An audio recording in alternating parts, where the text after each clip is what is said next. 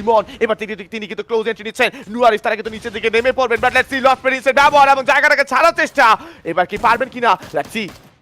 Exactly, from the ফিউচারের প্লেয়াররা আক্রমণ করেছে এবং সেই আক্রমণ থেকে প্রায় বেঁচে গিয়েছে সামনে থাকা দলরা। টিম ইরোর ইউনিট তাদের দুটো প্লেয়ার এই সাইডে থাকবে, তারা ফ্রম দ্য ফিউচারের হাত থেকে বেঁচে ফিরতে পেরেছে। ভালো একটা সংবাদ এই দলের জন্য।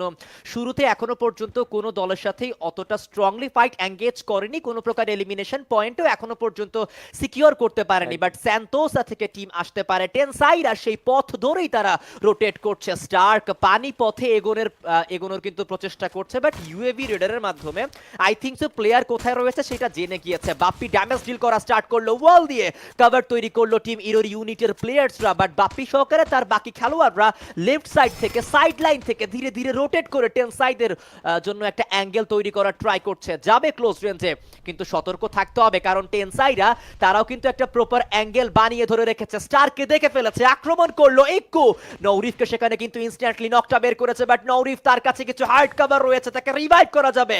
বাপ্পি রিভাইভের দায়িত্বটা নিজের কাঁধে নিয়েছে, রিভাইভও কমপ্লিট করলো। লাস্ট 1-9 হায়ার গ্রাউন্ড থেকে ড্যামেজ দিয়েছে, স্টার্ট টেকেন ডাউন এন্ড ইক্কু সেখানে বাপ্পিকেও নক করেছে, তার কিলটাও প্রায় লুফে নিয়েছে। নৌরিফকে বাঁচানোর জন্য গিয়েছিল, বাট নৌরিফ সে তো বেঁচেছে, কিন্তু তাকে যেই প্লেয়ারটা বাঁচাতে গিয়েছিল বাপ্পি, সে বাঁচতে পারেনি। টিম ইরোর ইউনিট তারা এখন অনেক বড় একটা প্রেসারে রয়েছে। ইয়েস, এবং টিইউ থেকে যিনি আসলে ওপেন গ্রাউন্ডেডে ছিলেন, চিন্তা করছি কেন আসলে এমন ডিসিশন নিলেন ওপেন গ্রাউন্ডেড এমন ফাইটগুলোতে। আসলে খুবই আসলে বোকামির কাজ বলে আমি মনে করি। রাহেন রয়েছেন ওপেনে ফাইট, আরও একটা বার ওয়াল যেহেতু রয়েছে, ওয়ালে কভার নিয়ে খেলো, কজ ইটস ই স্পোর্টস। তা আবার এফএফডব্লিউএস বিডি যে কোনো মুহূর্তে তোমার মাথা উড়ে যেতে পারে। তবে রোমান নক করেছেন এবং রোমানের কাছে আরও একটা কিল অ্যাড হবে। এই টেন সাইডের জন্য একটা ট্রাম্প কার্ড কিন্তু রোমান মাথায় সেটা রেখেই খেলতে হবে। এবং সামনের দিকে আমরা দেখতে পারবো টিইউ তারা কিন্তু ব্রিজে একটা প্লেয়ার রয়েছে, এবং প্রবাবল এমনও হতে পারে প্লেয়ারটা এখন আসলে ফল ব্যাক করে দলকে বাঁচাতে পারেন।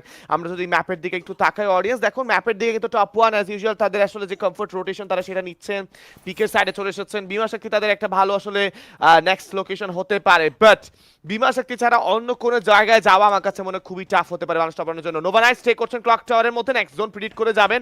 হয়তো বা নেক্সট জোন এবার আসলে যেখানে আমাদের এনডিটিরা আছে সেখানে পড়তে পারে, কাজ zone impression is everything. First zone থেকে সেটাই মনে হচ্ছে আমার। এবং আমরা টিম ইনফিনিটির সঙ্গে কিন্তু 2xD ক্রমশ কাছে চলে আসছে। অ্যান্ড ইয়েস, আমাদের সার্কেল কিন্তু এবার এনডিটি বা আমাদের পচিনক বা সাউদার্ন সাইডে কিন্তু হার্ড শিফট করেছে। তার মানে নর্দার্ন সাইডে থাকা টিমসদের জন্য বেশ একটা বিপত্তিকর সিনারিও ক্রিয়েট হয়ে যাবে। ফাইট শুরু হওয়ার জন্য প্রায় শুরু হওয়া অবস্থা। সেখানে কিন্তু ফ্রম দ্য ফিউচারের সঙ্গে এনডিটি সিমেন্টারি হাউস ধরে ব্যালকনি হাউসের ফাইট, যেখানে গ্যারেজের পেছনে রয়েছে ম্যাজেস্টি ওপেন গ্রাউন্ডেড হয়ে দৌড়ে যাচ্ছেন, তাকে কেউ কিন্তু এই মুহূর্তে ড্যামেজ করছেন না। তাহলে যদি ড্যামেজই না করে তাহলে ফ্রম দ্য ফিউচারের মাথায় ঘুরছে কি প্রশ্ন এখনো সেখানেই রয়ে যাচ্ছে। আমরা যদি আসলে ড্যাশবোর্ডের দিকে তাকাই, তিনটে দল কিন্তু জোনের বাইরে রয়েছে। প্রথম দল হিসেবে কিন্তু স্ট্র হ্যাটসটা বিদায় নিয়ে ফেলেছেন আমাদের তরফ থেকে, এবং এরর ইউনিটের লাস্ট অ্যাথলিট বেঁচে থাকবে, পারবে কিনা রিভাইভ করতে, let's see. Team error unit তাদের সেই শেষ খেলোয়াড়টার উপরেই কিন্তু এখন পুরো দলের ভরসা সবটুকু কিন্তু টিকে রয়েছে। অন্যদিক থেকে টেনসাই তারাও ফাইট করা স্টার্ট করবে। বিডি টপ ওয়ান সেই শুরুতে মিলেই একটা ফাইট ইনিশিয়েট করেছিল স্ট্র হেডসদের সাথে, সেই ফাইটের পরে আর কোনো লড়াইতে যুক্ত হতে দেখাই যায়নি এই দলটিকে, কিন্তু এইবার হয়তোবা লড়াই শুরু হবে। ম্যাপের অন্য প্রান্তে team 2xD versus team infinity fight initiate হয়েছে। মাইকি খানিকটা লোয়ার গ্রাউন্ডে, উপরে মিড-79 উঠে পড়েছে। হেড টু হেড ব্যাটেলে নক এখনো পর্যন্ত কোনো দল থেকেই বের হয়নি, বাট মেল্টারের আক্রমণ যাবে টিম 2xD থেকে। অন্যদিক থেকে আভানাক্স মিড-79 কে নক করলো। সাইকো এর সামনে প্লেয়ার M590 দিয়ে ড্যামেজ ডিল করছে, এবং ইনিশিয়াল টাইমটাতেই প্যারাডক্স সাইকোকে